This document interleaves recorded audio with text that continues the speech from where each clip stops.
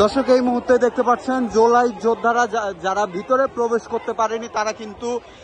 একবার এই সংসদ ভবনের গেট অতিক্রম করে ভিতরে প্রবেশ করে। পরবর্তীতে আইন শৃঙ্খলা বাহিনী তাদেরকে বাইরে বের করে দেওয়ার পরে থেকে কিন্তু এখানে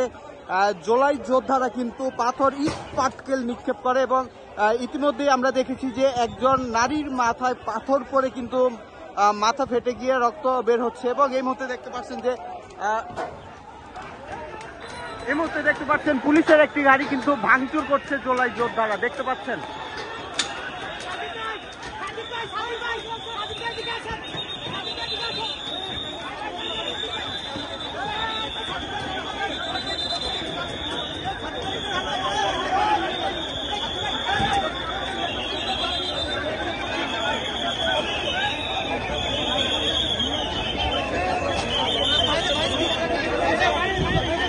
দর্শক, আজকে কিন্তু জুলাই ঘোষণাপত্র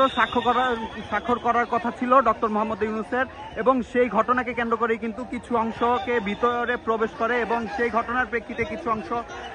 ভিতরে প্রবেশ করতে না পারার কারণে কিন্তু গত সকাল থেকেই জাতীয় সংসদ ভবনের সামনে অবস্থান করে এবং বিভিন্ন ভাবে পরিস্থিতি উত্তপ্ত করার চেষ্টা করে। এবং এই মুহূর্তে দেখতে পাচ্ছেন যে আইনশৃঙ্খলা বাহিনী কিন্তু